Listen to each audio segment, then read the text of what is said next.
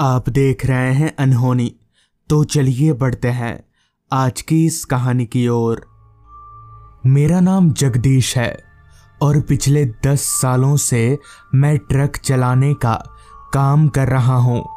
मगर उस रात मैंने जो देखा, जो महसूस किया, वो पिछले 10 सालों में मैंने कभी भी नहीं किया था।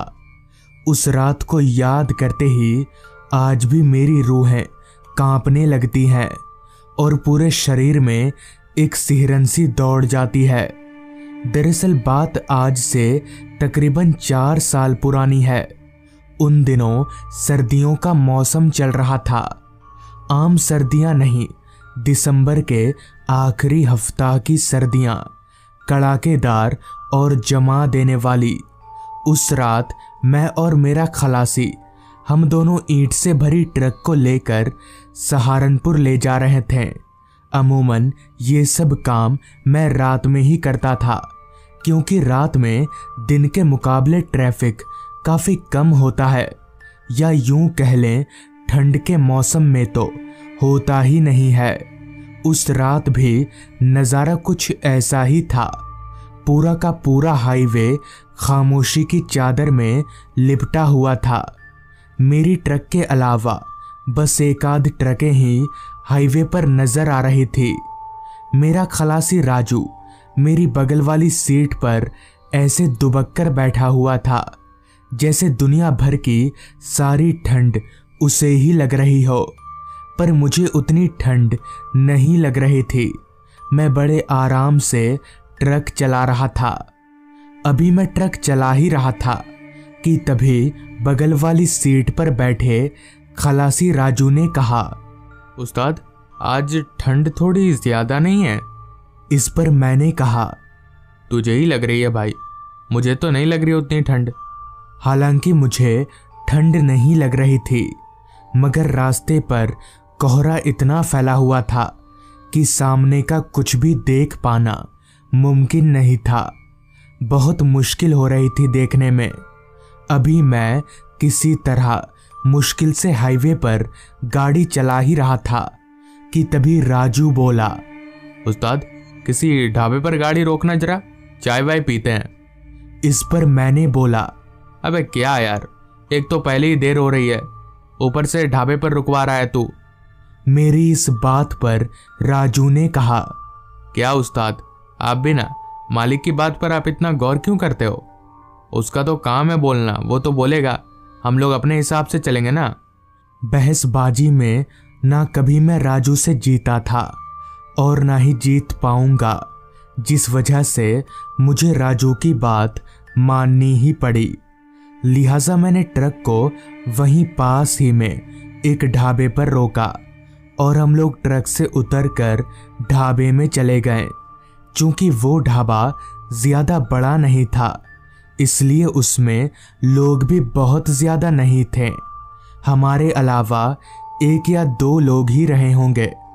हम दोनों ने वहां पर कुछ देर भट्टी में आग का मजा लिया और चाय पीकर वहां से निकल ही रहे थे कि तभी उस ढाबे वाले ने कहा, कहाँ जाइएगा साहब आप? इस पर मैंने जवाब दिया, जी मैं तो ट्रक लेकर सहारनपुर जा रहा हूँ।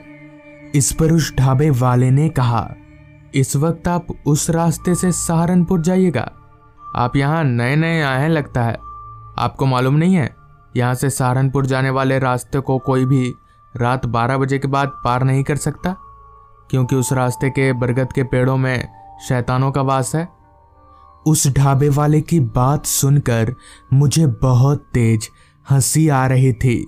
मैं बस किसी तरह से खुद को हंसने से रोके हुए था, क्योंकि उस वक्त तक मैं भूत प्रेत इन सारी चीज़ों पर ज़रा भी यकीन नहीं करता था। मुझे ये सारी बातें बकवास लगती थीं, जिस पर मैंने उस ढाबे वाले से कहा, ठीक है, जाते जाते बरगद वाले शैतान से भी मिलता जाऊंगा।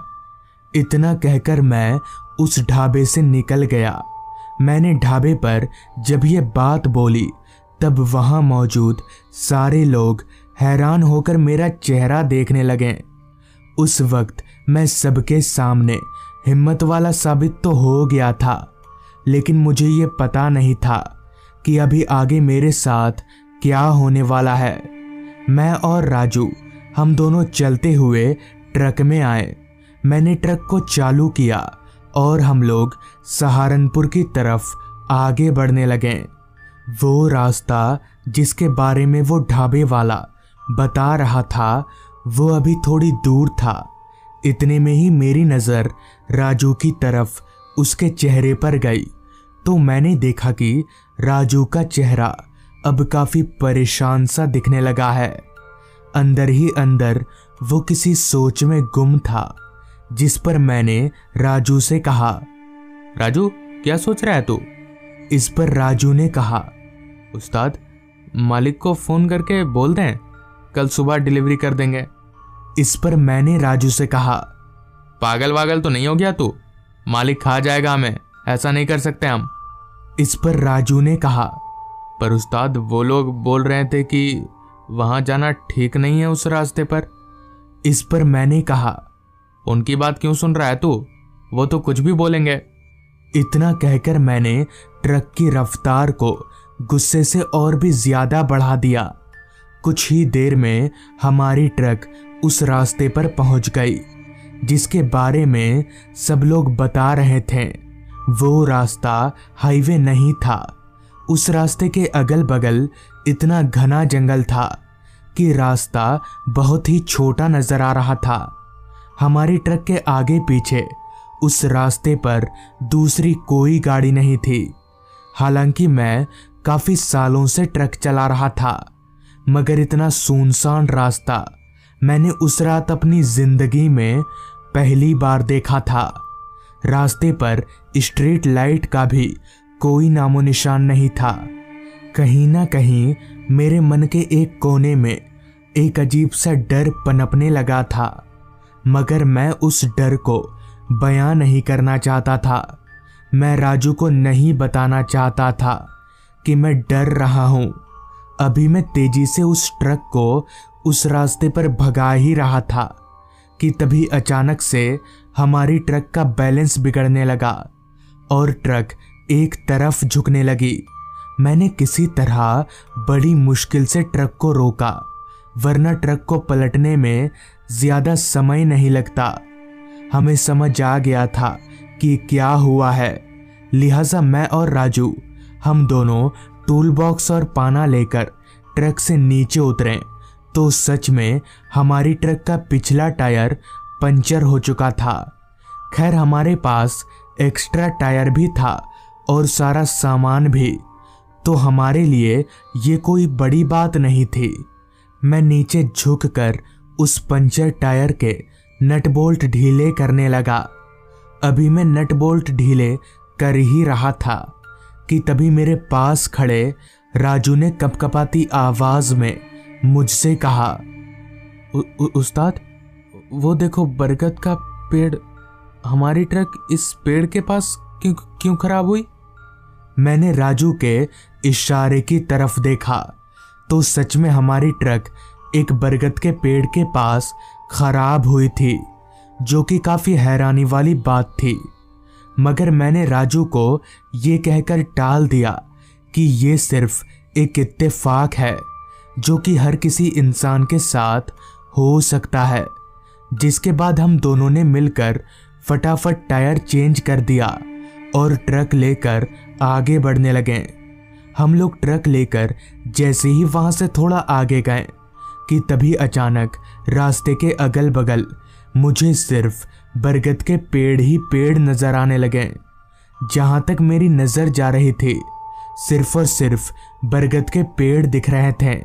मुझे कुछ सूझ नहीं रहा था कि ये क्या हो रहा है। तभी मैंने राजू से पूछा, राजू तुझे रास्ते के किनारे बरगद के पेड़ नजर आ रहे हैं क्या? इस पर राजू बोला, हाँ उस्ताद, आपको भी दिख रहे हैं क्या? अभी राजू ने इतना कहा ही था कि तभी अचानक से मुझे सब कुछ उल्टा नजर आने लगा और ट्रक एकदम से रुक गई। हम दोनों अपने शरीर का भार पीछे की तरफ महसूस कर पा रहे थे। लिहाजा हम दोनों फटाफट जैसे तैसे ट्रक से बाहर निकले तो हमने जो देखा वो देखकर हमारा पूरा बदन कांपने लगा। हमारे रगों में खून की जगह डर दौड़ने लगा, क्योंकि हमारा ट्रक रास्ते पर पलटा हुआ था। मगर ये कैसे हो सकता है? बिना किसी एक्सीडेंट के हमारी ट्रक कैसे पलट सकती है? ऐसा लगा जैसे किसी ने अपनी हाथ से ट्रक को पलट दिया हो। पर ऐसा कैसे हो सकता है? ट्रक कोई खेलने की चीज नहीं है जो कोई हाथ से पलट देगा। तभी फिर से राजू ने अपनी कपकपाती आवाज में कहा, उस्ताद, वो देखो बरगद का पेड़। मैंने जब उसके इशारे की तरफ देखा तो पाया कि इस बार भी जहां हमारी ट्रक पलटी है वहां पास ही में एक बरगद का पेड़ है। हमें समझ आ गया कि यहाँ दाल में कुछ तो काला है, जिस वजह से हम दोनों ने उसी वक्त वहां से दौड़ लगा दी। भागते हुए हम सीधे उस चाय की दुकान पर पहुंचे और सबको सारी बात बता दी। सारी बात सुनकर वहां मौजूद एक आदमी ने कहा कि दरअसल उस रास्ते में जितने भी बरगद के पेड़ हैं उनमें शैतानों का वास है। रात 12 बजे के बाद उन्हीं के बच्चे रास्ते पर खेलते हैं, इसलिए उस वक्त कोई भी गाड़ी उस रास्ते को पार नहीं कर सकती। तो दोस्तों, ये थी आज की कहानी। अगर आपको ये कहानी पसंद आई हो तो चैनल को ज़रूर सब्सक्राइब कर लें। तो मैं आपका दोस्त आर्यन जल्द ही मिलूँगा आपसे ऐसी ही एक कहानी के साथ।